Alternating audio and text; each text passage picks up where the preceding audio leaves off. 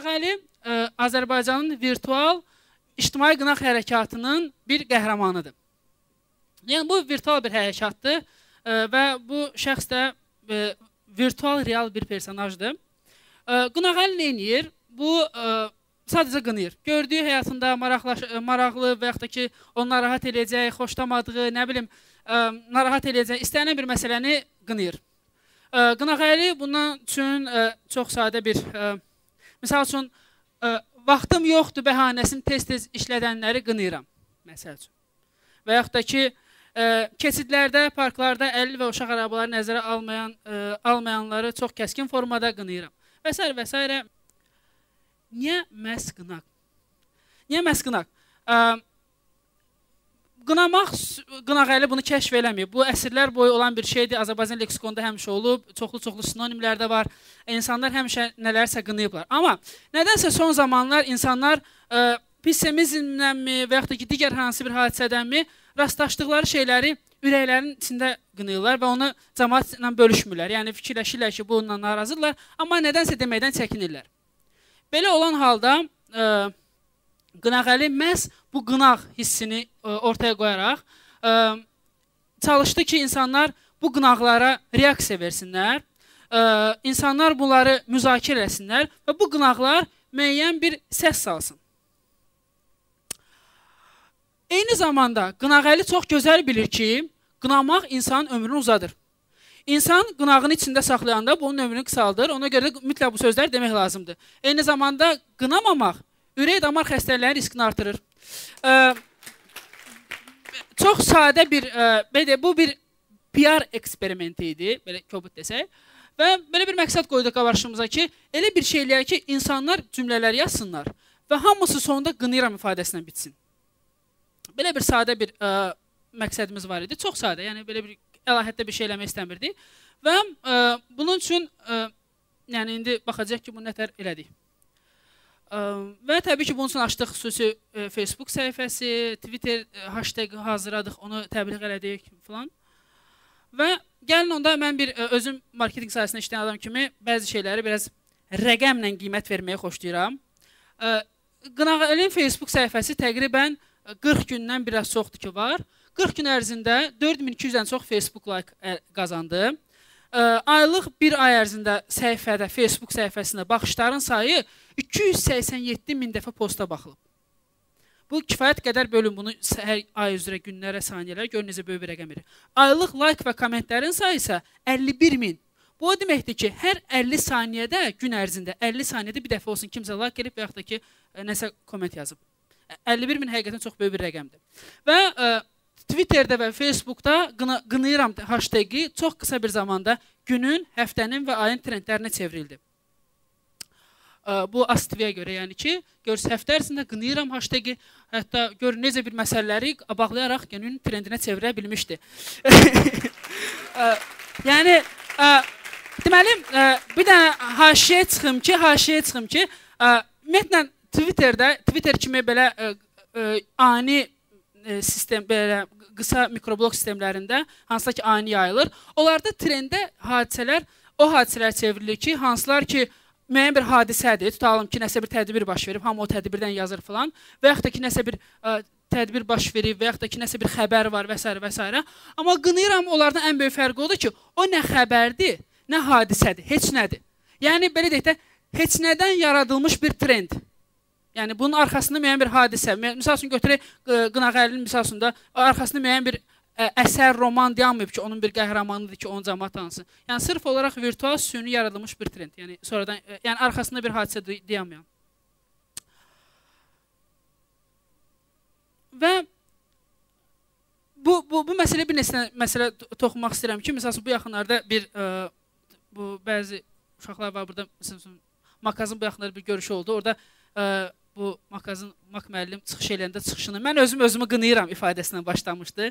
Sonra bu yaxınlarda bir mətbuat konferansı var idi. Orada dövlət adamları yığışmışlar bəzi məsələ müzakirə edirlər. Orada bir nəfər də çıxışını məhz belə başladı ki, mən filan məsələyə görə bütün sizin hamınızı qınayıram. Yəni həmin adam da həmin bizim səhifənin like eləmiş adamlardandır. Yəni bu onu göstərir ki, bu artıq sadəcə virtuallıqdan deyil, artıq real həyata keçməyə başlayır. Qınağəlinin qarşısına qoyduğu məqsədlər var ki, bunlar insanlar arasında müzakirə olunsun, müəyyən bir səviyyə müzakirə çevirsin və s. və s. Bunu deməli tutmağa başlayır. Bir də əsas məsələlərdən biri odur ki, Qınağəli artıq ancaq özü qınamır və onun səhifəsinə daxil olanlar, onlar da başlayır qınamağa. Mən gələndən qabaq Qınağəlidən soruşdum ki, bəlkə bir 5-6 dənə maraqlı bir qınaqlar seçsin ki, mən burada sizə oxuyum, biraz görəsiniz. Çünki orada həqiqətən xalqların, belə Azərbaycan xalqının kreativliyini həqiqətən hiss eləmək olur o səhifəni oxuyanda. Çünki insanlar həqiqətən elə qınaqlar yazdılar ki, yəni belə adam, mən heç vaxt belə fantaziyam onu işləməzdi. Amma dedi ki, mən onu demərəm, amma bu yaxınlarda Qınağəli bir dənə sorğu keçirmişdim, mən görmüşdünüz ki, qınağın hansı formalarını tanıyırsınız? Siz hansı qınaq formaları tanıyırsınız? Məsəl üçün, şiddətli qınamaq, bu ən çox istifadə olunandır. Və baxaq görək, cəmaət digər hansı variantlar istifadə elədi? Özünə məxsus formada qınayıram. Sonra, nəyi var qınayıram? Sonra, görün, hələ bu yaradıcılığın pik nöqtəsi deyil. Pis yerdən qınayıram. Sonra gedib gəlib bir də qınayıram. Sonra vəhşicəsinə qınayıram. 18 plus qınayıram. Sonra gözü yumlu qınayıram. Ölümünə qınayıram. Qın qınayıram. Bu vaxtı məni öldürdü.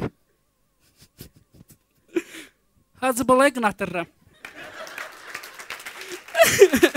Bu hamısı xalqın yaradıcılığının, yəni belə ki, insanların yaradıcılığının məhsuludur. Yəni bu belə də bunun 2 dənəsini Qınağəli yazdı, qalanlarını cəmaət yazdı. Yəni bu onu göstərir ki, gənclərin müəyyən bir platforma verəndə, nəyinsə bir qurğunu göstərəndə onun ucundan tutub özləri apara bilirlər. Sadəcə o platformanı yaradıb bunları vermək lazımdır. Bəli, mən platforma yaratmayanları qınıram. İndi isə gəlin bir dənə də məsələyə baxaq. 0 manat. Yəni bu kampaniya bir köpük də olsun pul xərclənmir. Süni reklam olunmuyor, raskurtka olmuyor. Sadəcə olaraq bir dəfə yaradılıb və onunla da yayılıb. Bu necə ortaya gəlib və bu necə olub ki 0 manatla belə bir kampaniya keçmək olar?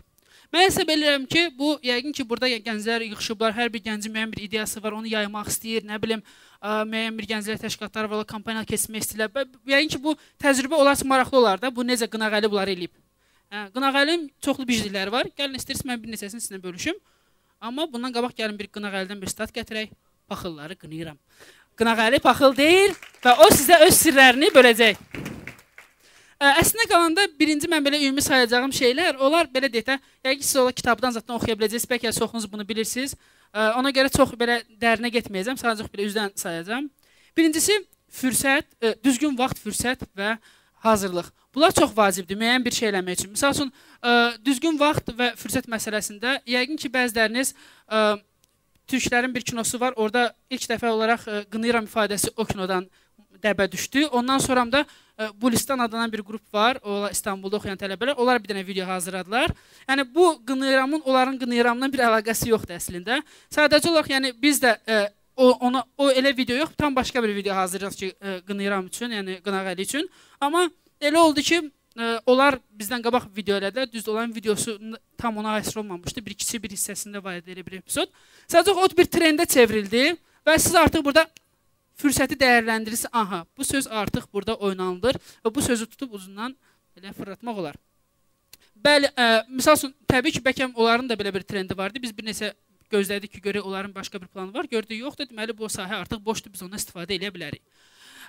Və bunların hamısını düzgün qiymətləndirmək lazımdır. Və hazırlıq çox vacibdir. Siz birdən-birə başqa bir şeydə, yəni qınayıram olmasın, başqa bir kampaniya keçdi. Birdən-birə onu yaratdınız və istəyirsiniz ki, insanlar onu davam elətdirsinlər. Amma siz insanlara onu göstərməsəniz, öyrətməsəniz, onlar onu eləməyəcəklər. Hazırlıq necə baş verir? Sadəcə siz biraz göstərirsiniz, siz yazırsınız və s. və cəmaət onu tutur. Siz əmin olmalısınız ki, insanlar onu tutdular. İnsanlar onu tutandan sonra artıq kampaniya başlaya bilərsiniz. İnsanlar tutmayıblarsa, çatmırsa insanlara, bunun mənası yoxdur. Doğmalıq. Doğmalıq çox vacib bir elementdir, hansı ki, kampaniyada istifadə olmalıdır. Məsəl üçün, Burada niyə qınayıramdır, qınayıram deyil. Bunlar arasında çox böyük bir fərq var. Çünki insanlar deyəndə qınayıram, mən səni qınayıram deyil, mən səni qınayıram. Belə deyirlər də, yəni ki də. Ona görə də doğmalıq hissi insana yaratmaq üçün deməli qınayıram deyə istifadə olundu. Və hətta Facebook səhifəsində orada infosunu kimi oxusanız, orada qınağı ilə yazıb ki, bəs mən bunu ona görə yazmışam ki, belədir, belədir. Və hər dəfə yeni istifadəçilər gəlir səhifəyə, elə bilər ki, bu savadsız deyirlər, sıra stat yazırlar ki, ayda mən bu səhifənin adını səhv yazan Azərbaycan dilini bilməyənləri qınayıram. Və artıq qınağı bunlara cavab vermir, istifadəçilər artıq trendi tutublar. Özləri gilə yazırlar ki, ay qaqa, birinci infonu oxu gör, orada nə yazılıb və s. və s. Və artıq səhifə artıq o qədər populyarlaşıb ki, artıq bölünüblər. Təzə istifadəçi, köhnə istifadəçilər, bir-birlərinə nəsə öyrədilər falan. Dembellər zətlər. Və bu üçüncü məsələ təbii ki, orijinallıqdır. Yəni nəsə bir orijinal. Görürsüz, bu çox bir elementar bir şeydir. Yəni çox xırda bir şeydir. Amma xırda bir şeyi nəsə bir orijinalını tapıb ondan istifadə etmək lazımdır. Onun üzərində oynamaq lazımdır.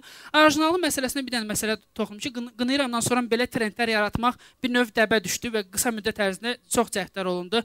Qınayıram deyə səhifədə açıldı, Facebookda açıldı, təbii ki, paralel olaraq. Qınamıram deyə də açıldı. Ondan sonra bir neçə qruplar çalışdılar Twitterdə vaxtı keçdi, sonra usandım, belə trendlər yaratmağa, amma heç biri yəni günün belə trendi ola bilmədilər. Yəni müəyyən bir xəttdən oyuna aşa bilmədilər və çox qısa bir müddətdə öldülər, yəni yaşaya bilmədilər.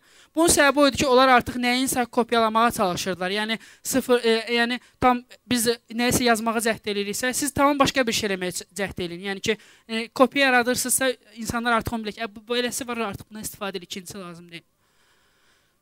Və əyləncə və ciddilik arasındakı müəyyən bir balans. Bu, gənclərə yönəlik kampaniyada çox vacibdir. Çünki bəzən insanlar, gənclər təbii ki, əyləncəyə meyillidirlər, bu 100%. Və gənclərə çox ciddi məsələlərlə yükləmək də çox çətindir. Eyni zamanda sırf əyləncə də olsa, bunun bir mənası olmayacaq. Ona görə elə bir şey düşünməlisiniz ki, bu həm ciddilik, həm də ki, əyləncə arasında bir balans olsun. Bu, qınamaq bir növ demişəm, biraz fandır, yəni ki, insanlar gülməli şeylər düşünməyə çalışırlar. Amma eyni zamanda çox vaxtı real həyatda gördükləri hadisələrdən qınayırlar. Yəni, bu düzdür, müxtəlif olur. Bəziləri o ki, elə boş-boşuna qınayır, bəziləri var, həqiqətən düşünərək qınayır. Yəni, elədiyiniz bir şey əyləncə ilə ciddilik arasında müəyyən bir balans tutmalıdır. Və təbii ki, indiki əsrdə sosial şəbəkələrin gücü deyəndə təkcə burada Facebook səhifə açmaqdan getmir. Burada çoxlu xırdalıqlar var, incəlilər var ki, misal üçün, hashtag düzgün olmalıdır, hamı düzgün istifadə edə bilməlidir ki, trendi tutmaq imkanı olsun və s. və s. Yəni, bunlar başqa şeydir, bunlar pulludur, öyrətməyəcəm sizə. Yaxşı. Və bütün bunların nəticəsində hər bir kampaniya aşağıdakı nailiyyətlərə nail olmalıdır. Təbii ki, PR ilə məşğul olanlar bunları bilirlər, sadəcə olaraq belə axıcılıq üçün bunları qeyd edirəm.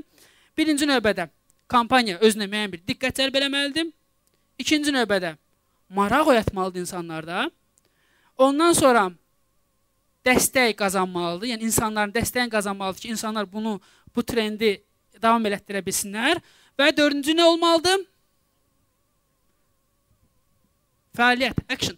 Və insanları müəyyən bir fəaliyyət eləməyə sövq eləməlidir. Yəni, təbii ki, biz qınağın diqqət cəlb elədi, insanların xoşuna gəldi, onlar dəstək verməyə başladılar, məsələn, like elədilər. Sonra deyək ki, aha, mən də bir dənə özümdə qınaq yazdım. Və beləliklə fəaliyyət elədilər. Beləliklə, bu ardıcılıqla PR kampaniya tutmağa başlayır. Sizin müəyyən bir kampaniyanız uğursuz alınıbsa, təbii ki, bu hamıda çoxlu uğursuz kampaniyalar alınır, ideyalar alınır və siz mütləq bu şkala ilə qiymətləndirə bilərsiniz ki, sizin hansı addımda qırılırsınız və ona uyğunda başa düşərsiniz, siz nəyə səhv edirsiniz. Yəni, bu sadəcə sizə bir bütün bayaq sadaladığım məsələlər var idi ki, hansılar ki, insanlar müəyyən bir kampaniya eləyəndə, müəyyən bir ideyanı ortaya qoymağa çalışanda və yaxud da ki, müəyyən bir fikrimiz var, müəyyən bir planımız var, layihəmiz var və s. və s. Onu biz insanlara təqdim eləmək istəyirik və istəyirik ki, bu məşhur olsun, populyar olsun və s. və s. Belə olanda bayaqları sadaladığım elementləri, yəni ki, hamımız deyim ki, bilirik, eləməyə çalışırıq. Amma burada qısa bir element var, axırıncı element, hansı ki, biz bunu unuduruq. Və məhz biz bunu unutduğumuza görə bizim kampaniyalarımız bəzən yaşamamağa məhkum olunur. Burada mən ideyanı belə deyək də biraz fəlsəfiləşdirmək istəyirəm. İdeyanı gəlin bir insan həyatına müqayisə eləyək. Bir ideyanı, istənilən bir ideyanı. Bu fərqi yoxdur, qınıyıramdır, nə bilim, başqa bir, hansı bir istənilən bir ideya ola bilər ki, gənclərin beyninə gəlib, siz onu reallaşdırmaq istəyirsiniz. Təşkilatda, şəxsən fərqi yoxdur. Siz istəyirsiniz ki, bu ideya reallaşsın və tutsun. Siz ideyalar deyim ki, insan həyatının eyni cürdür. Necə ki, insanlar da doğulurlar, böyüyürlər, yeriyirlər, sonra nəsə məşğul olurlar, xeyir gətirirlər və nə vaxtsa ölürlər. Hər şey heç nə əbədi deyil və insanlar kimi ideyalarda gec-tez ölürlər. İdeyalarda insanlar kimi şikəst doğula bilərlər, xəstə doğula bilərlər, sağlam ola bilərlər, ümumiyyətlə yeriməyə bilərlər və yaxud da ki, əksinə ideya xeyir verə bilər və gec-tez nə vaxt öləcək. Burada artıq söhbət gedir, nə vaxt öləcək? Tez öləcək, yaşayıb öləcək, ümumiyyətlə yaşamayacaq, ümumiyyətlə doğulmayacaq və s. və s. Və burada əsas element ortaya çıxır. Biz istəyiriksə ki, bizim ideyamız yaşasın, biz ideyamızı sərbəst buraxmalıyıq. Bu məsələnin açar nöqtəsidir. Nə vaxta qədər ki, biz özümüz təyin edəcəyik ki, bizim ideyamız hansı istiqamətə getsin, biz uduzacağıq. Mümkün qədər, yəni təbii ki, kiçik bir dövrdən sonra imkan verməliyik ki, ideya özü seçsin hansı yolla getmək istəyir. Biz süni olaraq ideyamızı müəyyən istiqamətə aparmalı deyilik. Bu ideya mənimdir deyə mən dediyim kimi olmamalıdır və ideya sərbəst buraxılmalıdır. İdeya özü öz gələcəyini həll eləməlidir. Bu alqışlanmalıdır.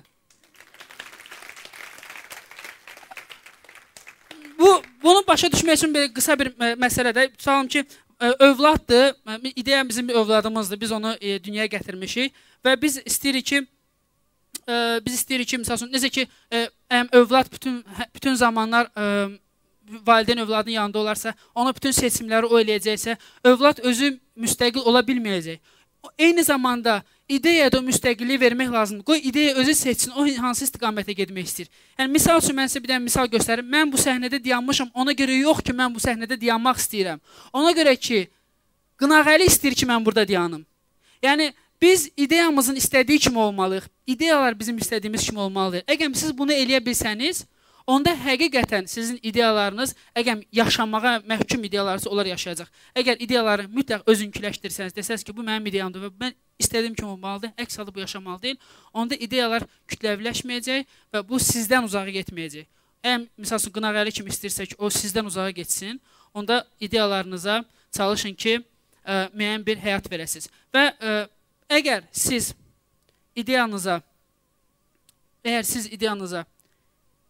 qısaca olsa, misal üçün, mənim ideyam odur ki, mən ideyama sərbəstlik vermişəm və mənim ideyam odur ki, hamı cümlə desin ki, axırında qınıyıram və əgər mən buradan deyirəmsə ki, misal üçün, mən deyirəm qınıyıram, zaldan kimsə deyəcək ki, və onda hamı birdən deyəcək ki,